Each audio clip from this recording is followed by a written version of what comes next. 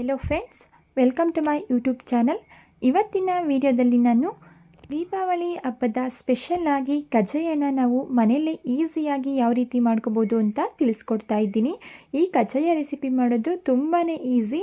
ಬನ್ನಿ step by step ಯಾವ ರೀತಿ ನಾವು ಕಜ್ಜಾಯನ ತುಂಬ ಈಸಿ ಮೆಥಡ್ನಲ್ಲಿ ಮಾಡ್ಕೋಬೋದು ಅಂತ ನೋಡೋಣ. ಮೊದಲು ನಾವು ಕಜ್ಜಾಯನ ಮಾಡಲಿಕ್ಕೆ ಅಕ್ಕಿನ ನೆನೆಸ್ಕೋಬೇಕಾಗುತ್ತೆ. ನೋಡಿ, ನಾನು ಅಕ್ಕಿನ 3 ದಿನಗಳ ಕಾಲ ನೆನೆಸ್ಕೊಂಡಿದ್ದೀನಿ. ಈ ಕಪ್ನಲ್ಲಿ 2 ಕಪ್ ಆಗೋಷ್ಟು ಅಕ್ಕಿನ 3 ದಿನಗಳ ಕಾಲ ನೆನೆಸ್ಕೊಂಡಿದ್ದೀನಿ. ಅಂದರೆ 3 ದಿನ ಒಂದೇ ನೀರಲ್ಲಿ ನೆನೆಸಬಾರ್ದು, ದಿನ ನೀರನ್ನು ಚೇಂಜ್ ಮಾಡಿಕೊಂಡು 3 ದಿನಗಳ ಕಾಲ ಅಕ್ಕಿನ ನೆನೆಸ್ಕೋಬೇಕಾಗುತ್ತೆ. ದಿನ ನೀರನ್ನ ಚೇಂಜ್ ಮಾಡ್ಕೊಳ್ತಾನೆ ಇರಬೇಕು.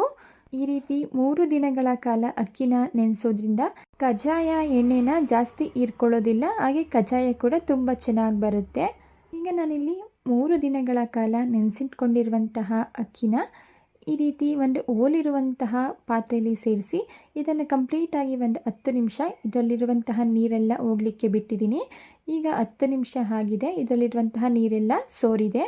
ನೆಕ್ಸ್ಟ್ ನಾನಿಲ್ಲಿ ಒಂದು ಕಾಟನ್ ಬಟ್ಟೆ ಮೇಲೆ ನಾವು ನೆನೆಸಿಟ್ಕೊಂಡಿರುವಂತಹ ಅಕ್ಕಿನ ಸ್ಪ್ರೆಡ್ ಮಾಡಿ ಫ್ಯಾನ್ ಕೆಳಗಡೆ ಒಂದು 10ರಿಂದ 15 ನಿಮಿಷಗಳ ಕಾಲ ಇದನ್ನು ಆರಲಿಕ್ಕೆ ಬಿಡ್ತಾ ಇದ್ದೀನಿ.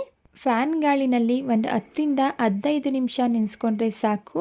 ಈಗ ನಾನಿಲ್ಲಿ ಅಕ್ಕಿನ ಫ್ಯಾನ್ ಕೆಳಗಡೆ ಇಟ್ಟು ಈ ರೀತಿ ಆರಿಸ್ಕೊಂಡಿದ್ದೀನಿ. ನೋಡಿ, ಇಷ್ಟು ಆರಿದ್ರೆ ಸಾಕು, ಜಾಸ್ತಿ ಇದನ್ನು ಡ್ರೈ ಮಾಡ್ಕೊಳ್ಳೋದಕ್ಕೆ ಹೋಗಬಾರ್ದು. ನೋಡಿ, ಇಷ್ಟು ಅಕ್ಕಿನ ಆರಿಸ್ಕೋಬೇಕಾಗುತ್ತೆ. ನಂತರ ನಾನಿಲ್ಲಿ ಈ ಅಕ್ಕಿನ ಸ್ವಲ್ಪನೇ ಮಿಕ್ಸರ್ ಜಾರ್ಗೆ ಸೇರಿಸಿ ಇದನ್ನು ನೈಸಾಗಿ ಪೌಡರ್ ಮಾಡ್ಕೊಳ್ತಾ ಇದ್ದೀನಿ. ನೀವಿಲ್ಲಿ ನೋಡ್ತಾ ಇರ್ಬೋದು, ನಾನೀಗ ಅಕ್ಕಿನ ಈ ರೀತಿ ನೈಸಾಗಿ ಪೌಡರ್ ಮಾಡಿ ಇಟ್ಕೊಂಡಿದ್ದೀನಿ. ಈಗ ಪೌಡರ್ ಮಾಡಿ ಇಟ್ಕೊಂಡಿರುವಂತಹ ಅಕ್ಕಿ ಪೌಡರ್ನ ನಾನಿಲ್ಲಿ ಜರಡಿ ಮಾಡ್ಕೊಳ್ತಾ ಇದ್ದೀನಿ. ಈ ರೀತಿ ಜರಡಿ ಮಾಡ್ಕೊಳ್ಳೋದ್ರಿಂದ ಮಿಕ್ಸಿಯಲ್ಲಿ ಗ್ರೈಂಡ್ ಆಗದೇ ಇರೋ ಅಕ್ಕಿ ಕಾಳು ಹಾಗೂ ಸ್ವಲ್ಪ ದಪ್ಪದಾಗಿ ಗ್ರೈಂಡ್ ಆಗಿರುವಂತಹ ಅಕ್ಕಿ ಪೌಡರ್ ಇದರಲ್ಲಿ ಫಿಲ್ಟರ್ ಆಗುತ್ತೆ. ಮತ್ತೊಮ್ಮೆ ನಾವು ಅಕ್ಕಿ ಕಾಳನ್ನು ಗ್ರೈಂಡ್ ಮಾಡ್ಕೋಬೇಕಾದ್ರೆ ಅದನ್ನು ಸೇರಿಸಿ ಗ್ರೈಂಡ್ ಮಾಡಿಕೊಂಡ್ರೆ ಆಯಿತು. ನೋಡಿ, ಈಗ ಜರಡಿ ಇಟ್ಕೊಂಡಿರುವಂತಹ ಹಿಟ್ಟನ್ನ ಹಾಗೆ ಬಿಡಬಾರ್ದು, ಗಾಳಿಗೆ ಎದ್ದು ಆರೋಗ್ಬಿಡುತ್ತೆ. ನೋಡಿ, ಈ ರೀತಿ ಪ್ರೆಸ್ ಮಾಡಿಕೊಂಡು ನಂತರ ಇದ್ರ ಮೇಲೆ ಒಂದು ಸ್ವಲ್ಪ ತೇವ ಇರುವಂತಹ ಒದ್ದೆ ಬಟ್ಟೆನ ಈ ರೀತಿ ಕ್ಲೋಸ್ ಮಾಡಿ ಇಡಬೇಕಾಗುತ್ತೆ. ತುಂಬ ನೀರಿರುವಂತಹ ಒದ್ದೆ ಬಟ್ಟೆನ ಹಾಕೋಬೇಡಿ. ನೀರನ್ನು ಚೆನ್ನಾಗಿ ಹಿಂಡಿ ತೆಗೆದಿರುವಂತಹ ಒದ್ದೆ ಬಟ್ಟೆನ ನಾವು ಹಿಟ್ಟ ಮೇಲೆ ಹಾಕೋಬೇಕಾಗುತ್ತೆ. ನಂತರ ನಾನಿಲ್ಲಿ ಉಳಿದಿರುವಂತಹ ಹಿಟ್ಟನ್ನು ಸಹ ಮಿಕ್ಸಿಗೆ ಸೇರಿಸಿ ಗ್ರೈಂಡ್ ಮಾಡಿಕೊಂಡು ಅದೇ ರೀತಿ ಮತ್ತೊಮ್ಮೆ ಹಿಟ್ಟನ್ನು ಪ್ರೆಸ್ ಮಾಡಿ ಒದ್ದೆ ಆಗಿರುವಂತಹ ಕಾಟನ್ ಬಟ್ಟೆನ ಹಿಟ್ಟಿಗೆ ಸೇರಿಸಿಟ್ಕೊಳ್ತಾ ಇದ್ದೀನಿ. ಈಗ ಇದನ್ನು ಪಕ್ಕಕ್ಕೆ ಇಟ್ಕೊಳ್ಳೋಣ. ಈಗ ಕಜ್ಜಾಯ ಮಾಡಲಿಕ್ಕೆ ಬೇಕಾಗಿರುವಂತಹ ಪಾಕನ ರೆಡಿ ಮಾಡ್ಕೊಳ್ಳೋಣ. ಕಜ್ಜಾಯ ಮಾಡಲಿಕ್ಕೆ ಪಾಕನ ರೆಡಿ ಮಾಡೋದಕ್ಕೆ ನಾನಿಲ್ಲಿ ಯಾವ ಕಪ್ನಲ್ಲಿ ಅಕ್ಕಿ ಹಿಟ್ಟನ್ನು ತೊಗೊಂಡಿದ್ನೋ ಅದೇ ಕಪ್ನಲ್ಲಿ ಅಳತೆ ಮಾಡಿಕೊಂಡು 1.5 ಕಪ್ ಆಗುವಷ್ಟು ಬೆಲ್ಲನ ತೊಗೊಂಡಿದ್ದೀನಿ.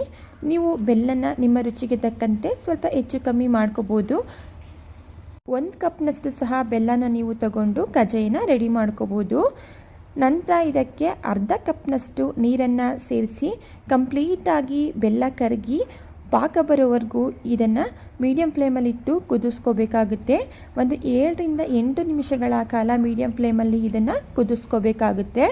ನೋಡಿ, ಈಗ ಪಾಕನ ಕುದಿಸಲಿಕ್ಕೆ ಶುರು ಮಾಡಿ 7ರಿಂದ 8 ನಿಮಿಷ ಆಗಿದೆ. ಈಗ ಒಂದು ಪ್ಲೇಟಲ್ಲಿ ನೀರನ್ನು ತಗೊಂಡು ನಾವು ರೆಡಿ ಮಾಡಿಟ್ಕೊಂಡಿರುವಂತಹ ಸ್ವಲ್ಪ ಬೆಲ್ಲದ ಪಾಕನ ಈ ರೀತಿ ನೀರಲ್ಲಿ ಸೇರಿಸಿದಾಗ ನೋಡಿ, ನೀರಲ್ಲಿ ಈ ರೀತಿ ಪಾಕ ಒಂದೇ ಕಡೆ ನಿಲ್ಲಬೇಕು. ನೋಡಿ, ಈ ರೀತಿ ಜೆಲ್ಲಿ ಟೈಪ್ ಆಗಬೇಕು. ಈಗ ಪಾಕ ಪರ್ಫೆಕ್ಟಾಗಿ ಬಂದಿದೆ ಅಂತ ಹೇಳಿ ಈಗ ತಡ ಮಾಡದೆ ಗ್ಯಾಸ್ ಸ್ಟವ್ನ ಆಫ್ ಮಾಡಿಕೊಂಡು ನಾವು ಪೌಡರ್ ಮಾಡಿ ಇಟ್ಕೊಂಡಿರುವಂತಹ ಅಕ್ಕಿ ಹಿಟ್ಟನ್ನ ಪಾಕಕ್ಕೆ ಸೇರಿಸ್ಕೊಂಡು ಬೇಗ ಮಿಕ್ಸ್ ಮಾಡ್ಕೋಬೇಕಾಗುತ್ತೆ. ಗಂಟೆ ಏನಾಗೋದಿಲ್ಲ, ಭಯ ಪಟ್ಕೋಬೇಡಿ. ಸ್ವಲ್ಪನೇ ಹಿಟ್ಟನ್ನು ಸೇರಿಸಿ ಪಾಕದ ಜೊತೆ ಚೆನ್ನಾಗಿ ಮಿಕ್ಸ್ ಮಾಡ್ಕೊಳ್ಳೋಣ.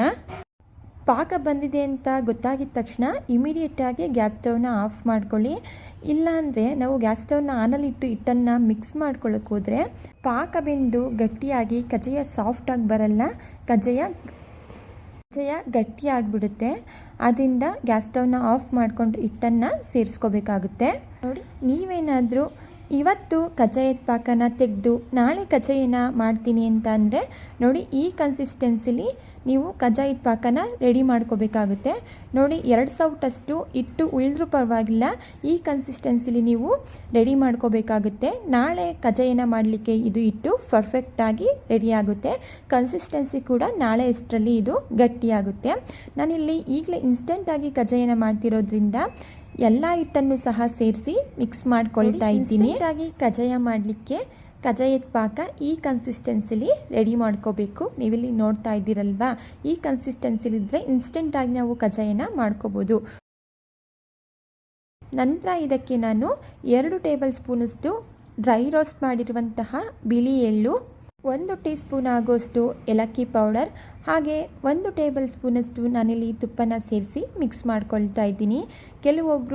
ಕೆಲವೊಬ್ಬರು ಬೆಲ್ಲದ ಪಾಕನ ಮಾಡ್ಕೋಬೇಕಾದ್ರೇ ಎಳ್ಳು ಮತ್ತು ಏಲಕ್ಕಿ ಪುಡಿನೆಲ್ಲ ಸೇರಿಸ್ಕೊತಾರೆ. ಆ ರೀತಿ ಕೂಡ ನೀವು ಪಾಕದಲ್ಲಿ ಕೂಡ ಸೇರಿಸ್ಕೋಬೋದು. ನಾನಿಲ್ಲಿ ಈ ರೀತಿ ಕೊನೆಯದಾಗಿ ಸೇರಿಸ್ಕೊಳ್ತಾ ಇದ್ದೀನಿ. ನಾವು ನಮ್ಮನೇಲಿ ಯಾವ ರೀತಿ ಕಜ್ಜಾಯನ ರೆಡಿ ಮಾಡ್ತೀವಿ ಆ ರೀತಿ ತೋರಿಸ್ಕೊಡ್ತಾ ಇದ್ದೀನಿ. ನೋಡಿ, ಎಳ್ಳು, ಏಲಕ್ಕಿ ಪೌಡರ್ ಹಾಗೂ ತುಪ್ಪನ ಸೇರಿಸಿದ ನಂತರ ಕಜ್ಜಾಯದ ಪಾಕದ ಜೊತೆ ಚೆನ್ನಾಗಿ ಹೊಂದ್ಕೊಳ್ಳೋ ರೀತಿ ಮಿಕ್ಸ್ ಮಾಡ್ಕೊಂಡು ಪಾಕನ ಸ್ವಲ್ಪ ತಣ್ಣಗಾಗಲಿಕ್ಕೆ ಬಿಡೋಣ. ಈಗ ಪಾಕ ಕೂಡ ಸ್ವಲ್ಪ ತಣ್ಣಗಾಗಿದೆ. ನಾವು ಕೈಯಲ್ಲಿ ಮುಟ್ಟೋ ಅಷ್ಟು ತಣ್ಣಗಾಗಿದ್ರೆ ಸಾಕು. ನಂತರ ನಾನಿಲ್ಲಿ ಕಜ್ಜಾಯನ ತಟ್ಟಲಿಕ್ಕೆ ಅಂತೇಳಿ ಈ ರೀತಿ ಎಣ್ಣೆ ಕವರ್ನ ಕಟ್ ಮಾಡಿ ಇಟ್ಕೊಂಡಿದ್ದೀನಿ. ಎಣ್ಣೆ ಕವರ್ ಮೇಲೆ ಆರಾಮಾಗಿ ಕಜ್ಜಾಯನ ನಾವು ತಟ್ಕೋಬೋದು.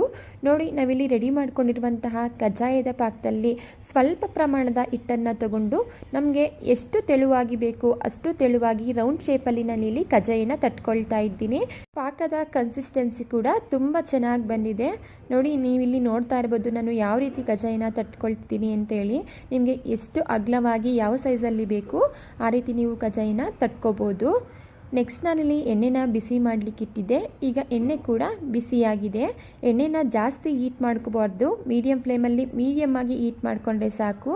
ನಂತರ ನಾನಿಲ್ಲಿ ತಟ್ಟಿರುವಂತಹ ಕಜ್ಜಾಯನ ಎಣ್ಣೆಗೆ ಸೇರಿಸ್ಕೊಂಡು ಮೀಡಿಯಮ್ ಫ್ಲೇಮಲ್ಲಿ ಕಜ್ಜಾಯ ಬ್ರೌನ್ ಕಲರ್ ಆಗೋವರೆಗೂ ಇದನ್ನು 2 ಕಡೆ ಫ್ರೈ ಮಾಡ್ಕೊಳ್ತಾ ಇದ್ದೀನಿ. ಆದಷ್ಟು ಕಡಿಮೆ ಉರಿಲಿನೇ ಕಜ್ಜಾಯನ ಫ್ರೈ ಮಾಡ್ಕೊಳ್ಳಿ.